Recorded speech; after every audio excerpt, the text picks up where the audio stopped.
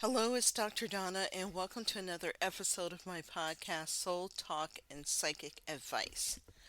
Today, I want to talk about something that many people experience during a spiritual awakening, but very few people openly discuss.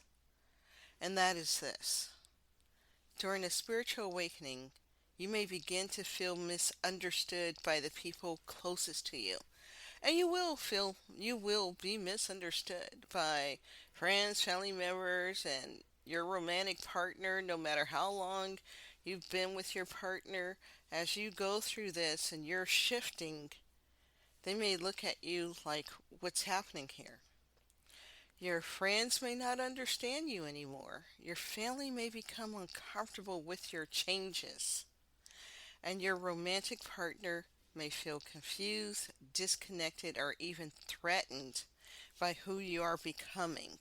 And this is true. This happens in a lot of breakups. A lot of people don't discuss it, but remember, when you're in a relationship, you got to choose each other every day, no matter how much you love each other. And it's, can your partner still choose you as you go through this? And can you still choose your partner as you go through this? Because they may not be going through an awakening. And so one is and one isn't. And that can present an issue. So this can feel heartbreaking because a spiritual awakening is often portrayed online as this beautiful, magical experience where everything suddenly aligns and makes sense. A lot of people believe that. And they believe at the end of it they're going to have all the answers to everything. And that's not necessarily true. I want to be honest about stuff. There's a lot of things in spirituality that is believed that just isn't so. And the reason why I could say that is because after, you know, 25 years, almost 25 years of doing this work professionally, and then even a few years before that, just starting to get into spirituality myself, I haven't seen that with anyone. If anything, we're going to have many different awakenings for different reasons. Like I've mentioned in the past podcasts, I've had 4 spiritual awakenings. I probably have some more. We have more, so it isn't like one and everything makes sense. And no, so it doesn't work like that. But many awakenings actually begin with isolation. Tell me about it. Confusion, loneliness, emotional distance, and the painful realization that not everyone is going to walk beside you on this journey, because they're not. Today, I want to normalize that experience.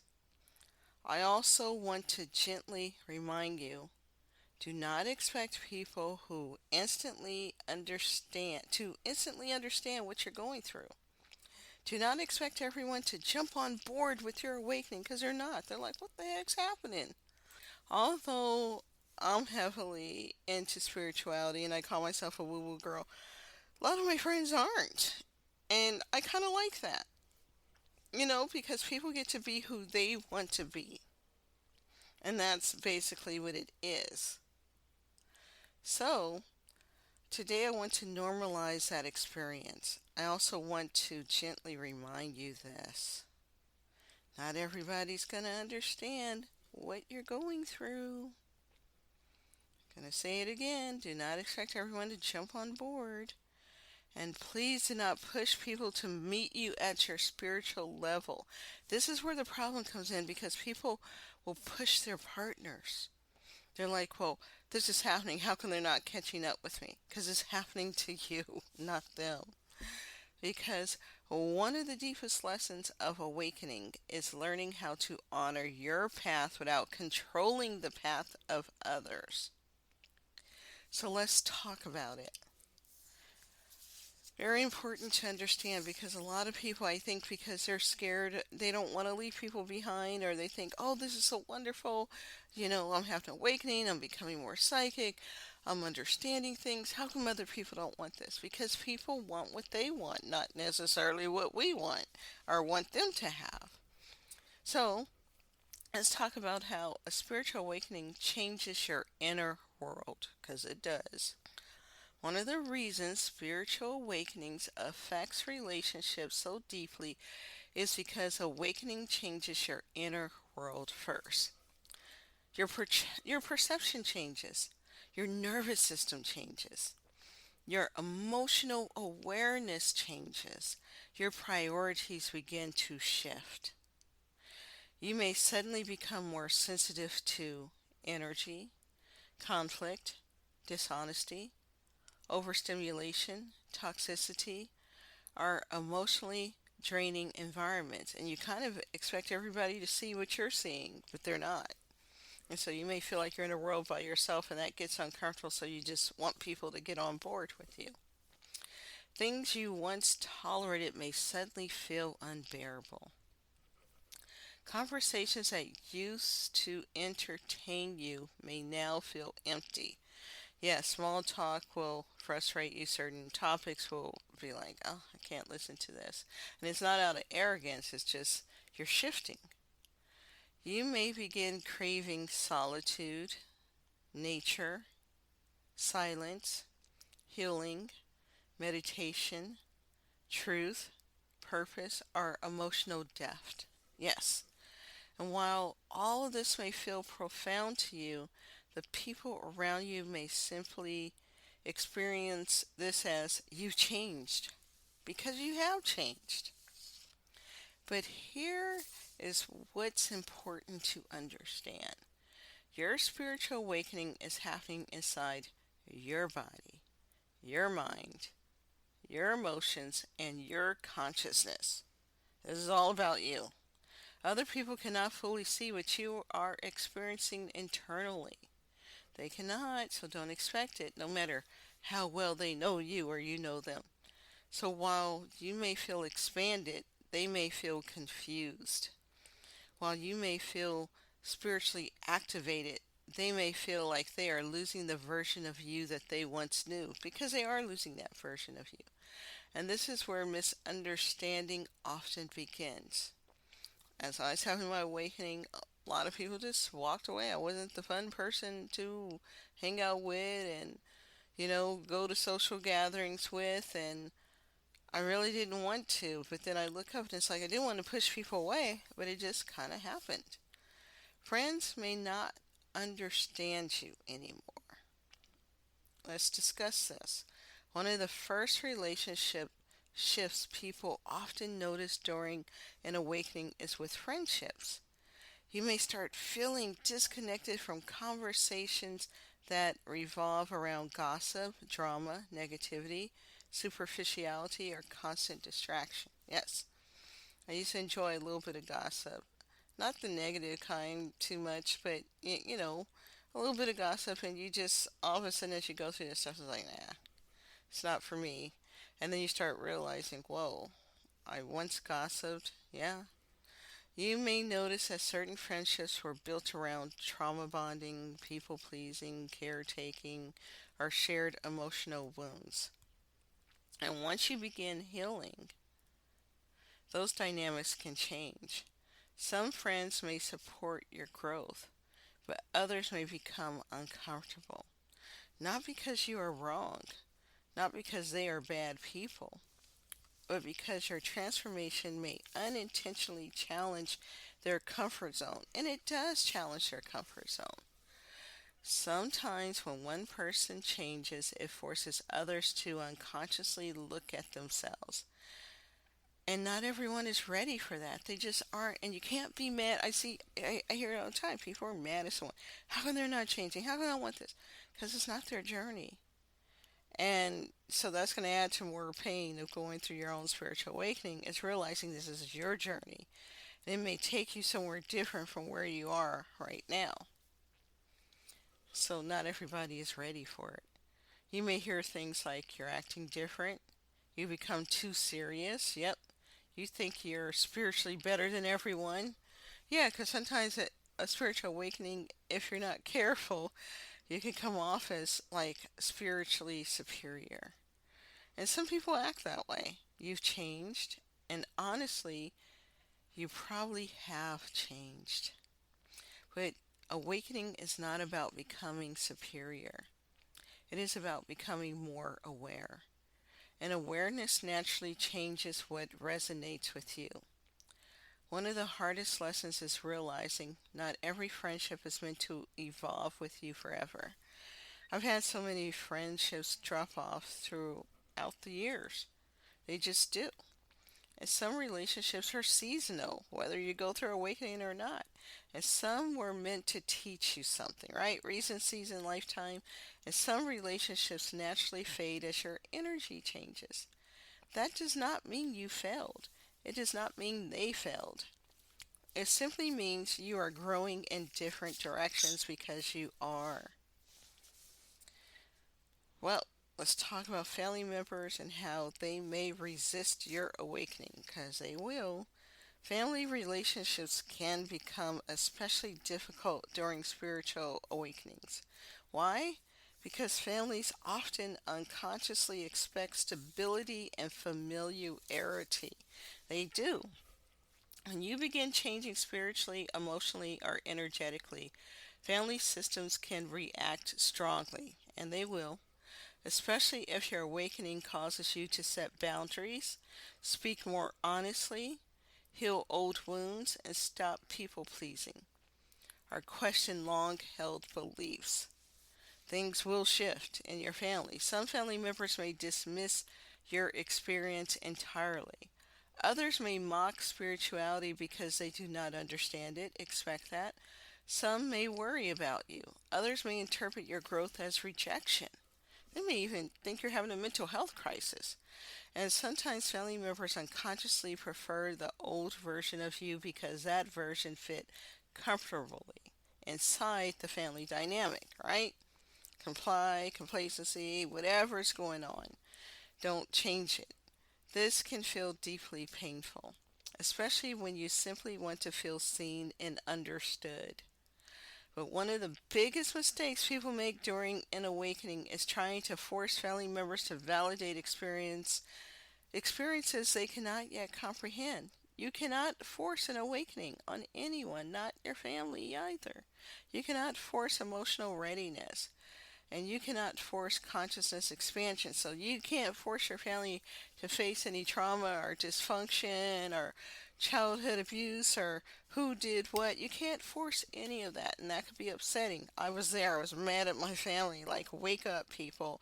And honestly, my eldest sibling, actually, we had it out in an argument, and she goes, "Well, we're not all perfect like you, Donna." And I said, "Excuse me? The person who lost their only kid, the person who fell to their knees and wanted to die and almost gave up on life, now I'm Little Miss Perfect because I'm saying confront the family nonsense?" And so do expect that.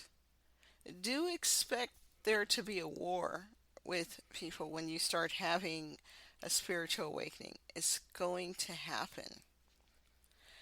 And so you will be misunderstood, even when you just want to be seen. And every person is on their own timeline, and some people may never do it because they just avoid it. They just avoid all the signs and be like, why is this bad thing happening to me? And they're ignoring signs that they need to grow and change.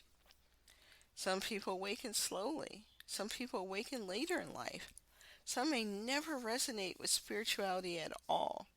And that is okay. They don't have to. And one of the deepest spiritual lessons is learning to allow people their own path without needing them to become what you need them to be. That's how you know you've evolved. You do not need everyone to agree with your awakening in order for it to be real. It's real for you. That's what counts. Romantic relationships can be deeply challenged. Yes. So let's get into this. Romantic relationships are often where spiritual awakenings become the most emotionally intense because your partner is usually the person closest to your emotional world. If one person begins evolving rapidly while the other remains in the same emotional or spiritual space, tension can develop. You may suddenly crave deeper emotional intimacy, honest communication, healing, purpose, spiritual connection, or nervous system safety. This is where divorces come in.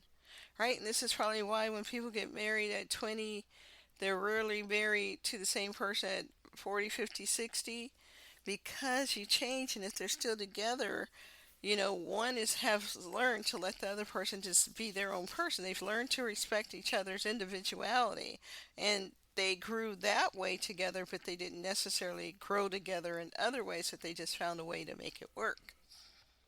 So that's something to, keep in mind.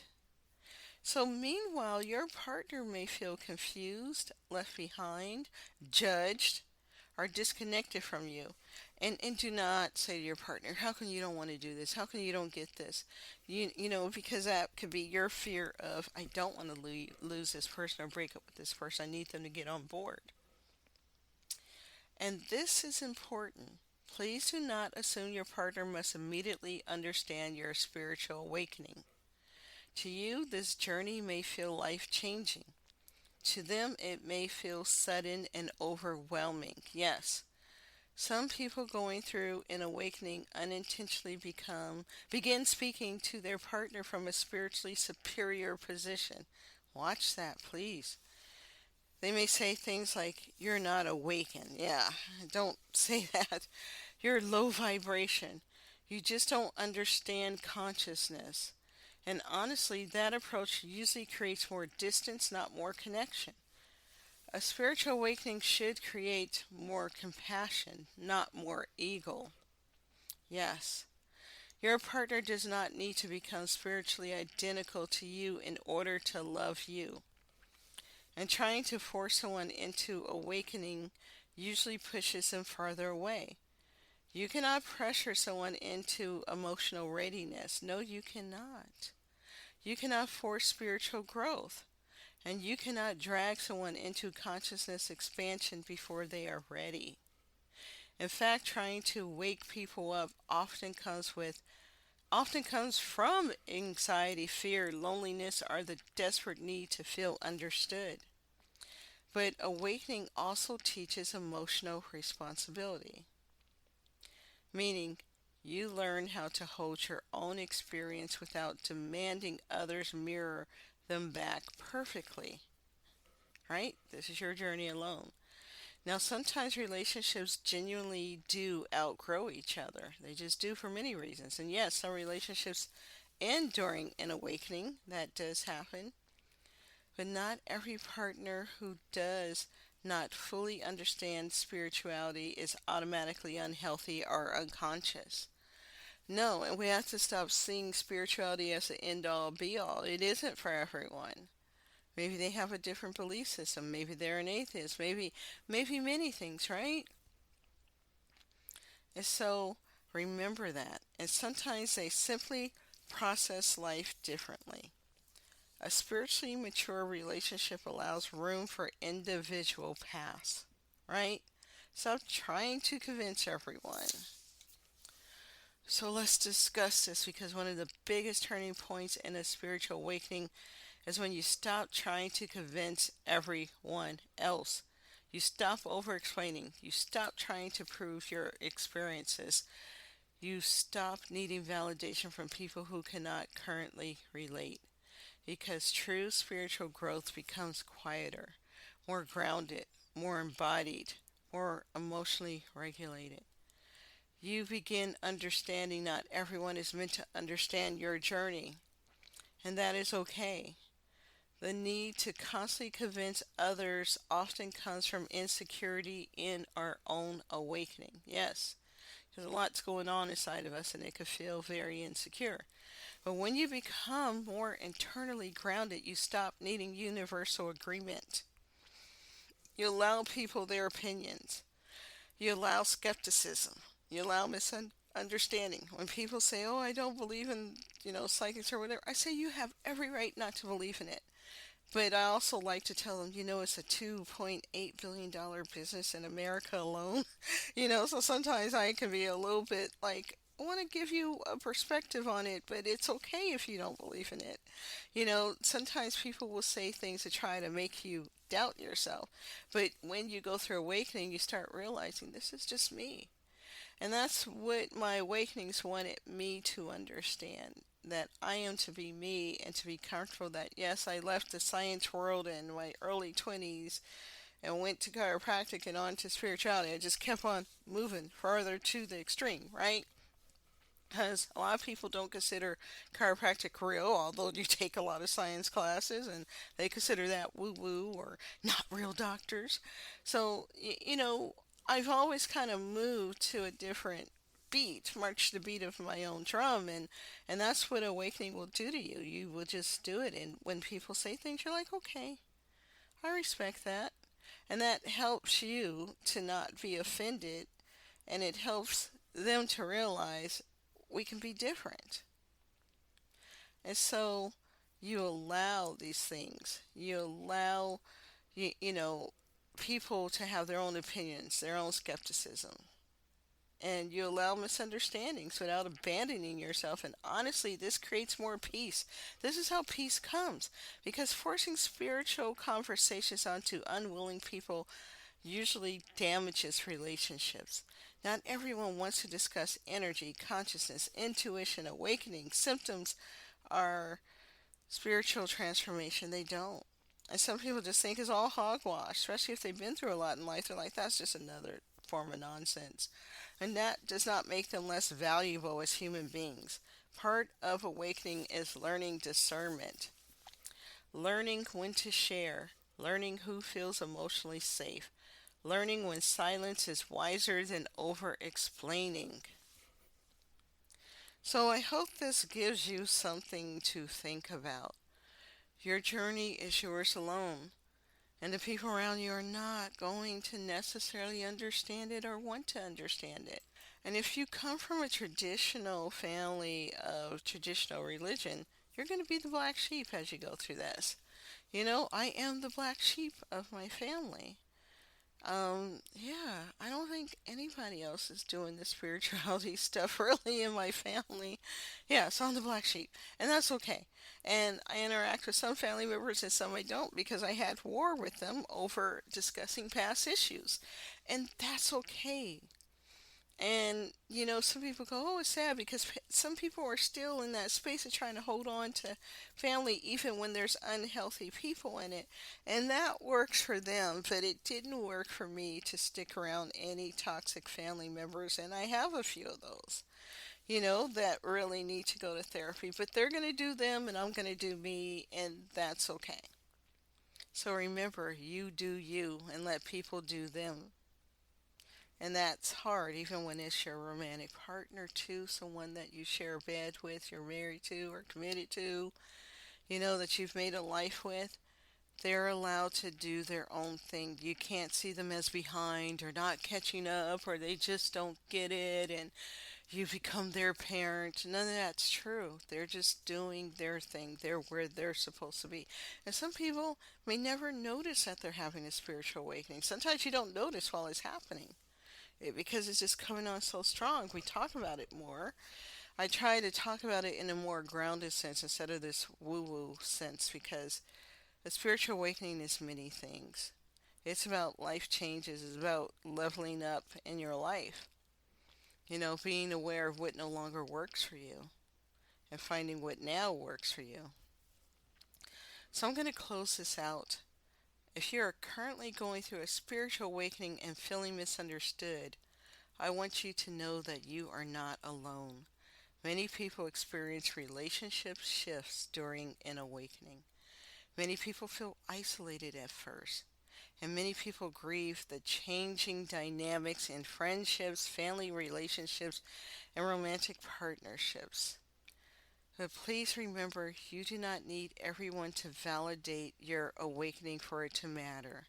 And you do not need to force others to spiritually evolve beside you. Allow people their own timing. Allow people their own path. Allow people their own level of misunderstanding. And focus on staying grounded in your own healing. The goal of awakening is not spiritual superiority. It isn't. It's humility. The goal is deeper awareness, greater compassion for yourself and others, emotional responsibility, and a more authentic connection with yourself. Thank you for being here today. And if this episode resonates with you, please feel free to share it with someone who may also be navigating a spiritual awakening and relationship changes. I want to say I have a school group called Spiritual Awakenings and Coaching.